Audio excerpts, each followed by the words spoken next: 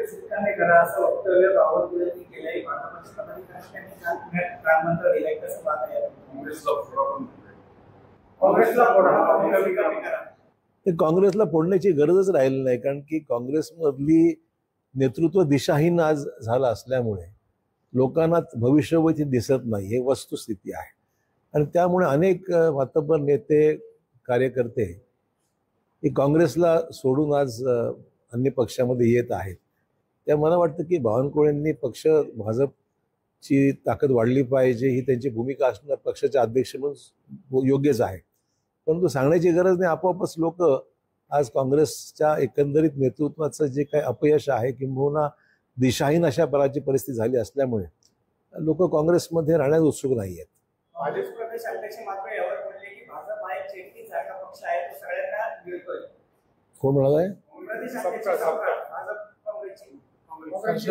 ते आता नवीन आहेत, त्यांना अनुभव बराच यायचा आहे. अजून आम्ही 50 वर्ष काँग्रेसमध्ये काम केलं आणि त्यातले सगळे कोण कोणाला गिळतंय हे आम्ही अनुभवलेलं आहे सगळं काँग्रेसमध्ये. त्यामुळे त्यांना अनुभव अजून यायचा आहे. ते नवीन अध्यक्ष असल्यामुळे त्यांना गिळल्यावर लक्षात येईल की कोणी कोणाला गिळलं.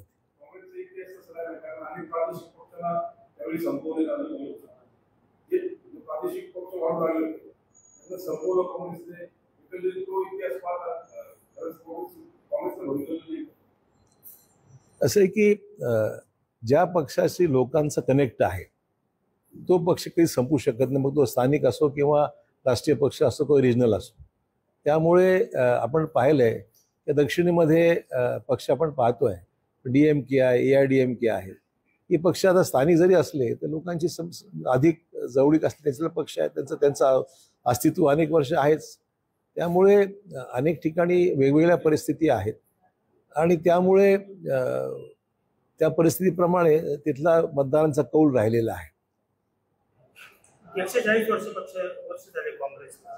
आज जी अधोगती आहे कारण कोण आहे, काय कारण आहे? मी फार लहान माणूस आहे, त्याच्यावर कोणाच्या काँग्रेसच्या 50 वर्ष होतो ना, मान्य आहे मला. पण काँग्रेसमध्ये एवढे मोठे मोठे नेते आहेत. मी ज्या पक्षात अनेक वर्ष होतो त्या पक्षाच्या विरोधात बोलणं मला काही उचित वाटत नाहीये. आता मी माझी दिशा स्वीकारलेली आहे.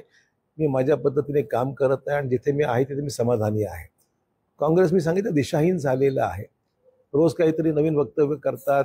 कार्यकर्त्यांमध्ये कुठे चैतन्य निर्माण करण्यासारखी परिस्थिती नेतृत्वामध्ये दुर्दैवाने नाही आहे. आणि त्यामुळे लोकांना आपलं भविष्य पडतं असं की ज्या वेळेस पक्षामध्ये कार्यकर्ते काम करतात, एखाद्या पक्षासाठी झटतात, त्यावेळेस स्वतःचे भविष्य काहीतरी घडावं अशी अपेक्षा असते.